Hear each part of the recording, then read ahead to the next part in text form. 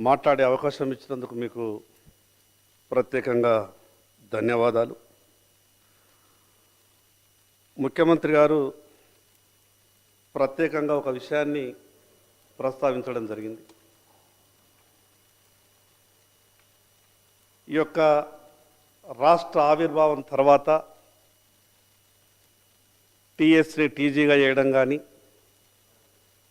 రాష్ట్ర చిహ్నం విషయంలో కానీ, తెలంగాణ తల్లి విషయంలో కానీ, తెలంగాణ రాష్ట్రం వచ్చిన తర్వాత తెలంగాణ తల్లి విగ్రహాన్ని చూస్తే మన ఇంట్లో తల్లిని రోజు ఏ రకంగా చూసుకుంటే ఆ రూపాన్ని మన మదిలో తలుచుకుంటే ఒక రకమైనటువంటి ఆనందం వస్తుందో ఆ రకమైనటువంటి ఆలోచన కలగాలన్నటువంటి గొప్ప ఆలోచనతోనే ఈ యొక్క తెలంగాణ తల్లి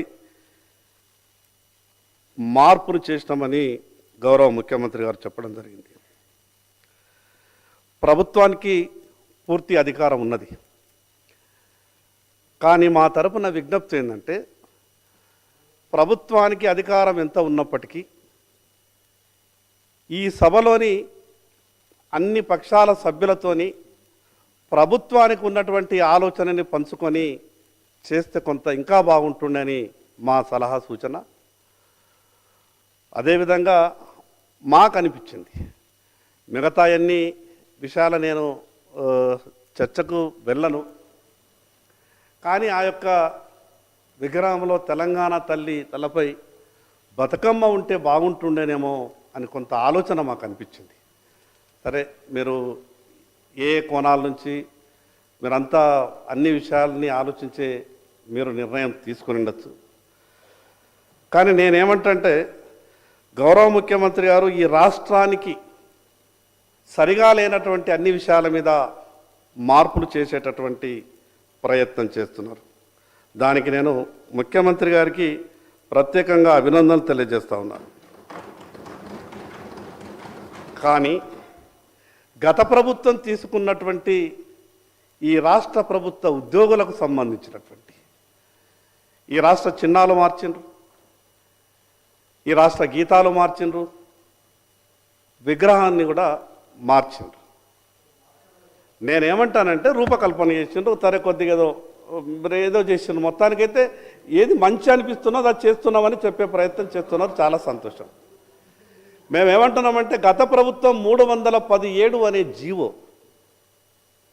ఉద్యోగులకు పెను శాపంగా మారింది. అధ్యక్ష, నేనేమంటున్నా, గౌరవ ముఖ్యమంత్రి గారికి నా తరఫున విజ్ఞప్తి ఏంటంటే, ప్రభుత్వ ఉద్యోగులు ఎన్ని పాటలు పడుతున్నారు 317 జీవోతోనంటే తొందరగా నిర్ణయం తీసుకోండి.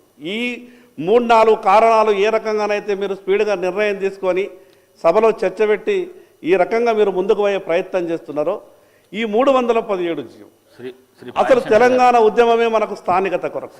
తెలంగాణ ఒకటే నిమిషం సార్, నేను 1-2 నిమిషాలలో నేను చేస్తున్నటువంటి మంచి పనులకు ఒక 2 ఉదాహరణలు చెప్పే ప్రయత్నాన్ని చేస్తున్నా. నేను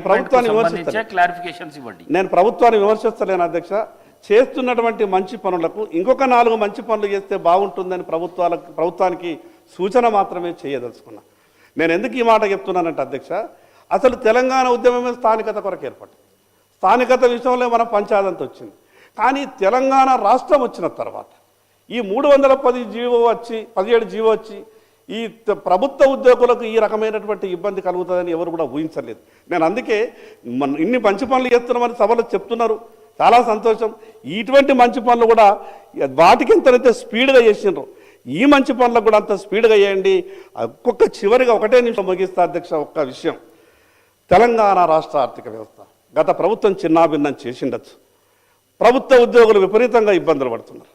జీపీఎఫ్ని కూడా జమ చేస్తున్న జీపీఎఫ్ని అది మీ తప్పు అని నేను కొత్తగా మీ మీదనే నింద వేసే ప్రతిపక్ష నేను రాజకీయ విమర్శ చేయదలుచుకోలేదు. గత ప్రభుత్వం చేసినటువంటి పాపం కావచ్చు, గత ప్రభుత్వం చేసినటువంటి తప్పులు కావచ్చు, వెంటనే ఈ తెలంగాణ రాష్ట్ర ఆర్థిక వ్యవస్థను సరిదిద్ది ప్రభుత్వ ఉద్యోగులు జీపీఎఫ్ని కూడా తీసుకోలేనటువంటి పరిస్థితులను ఆ విషయాల మీద కూడా ముఖ్యమంత్రి గారిని దృష్టి పెట్టాల్సిందిగా మా తరపున విజ్ఞప్తి చేస్తా ఉన్నాను. భవిష్యత్తులో ఇలాంటి పెద్ద మార్పులు పెద్ద చర్చలు జరిగినప్పుడు అధికారం మీకున్నది, ప్రభుత్వానికి అధికారం ఉన్నది, రాష్ట్ర ప్రజలు మీకు ఇచ్చిండ్రు. కానీ మిగతా పక్షాల సలహాలు సూచనలు కూడా పరిగణలోకి తీసుకుంటే బాగుంటుందని ప్రభుత్వానికి ఈ సందర్భంగా చెప్పదలుచుకున్నాం అధ్యక్ష. గౌరవ సభ్యులు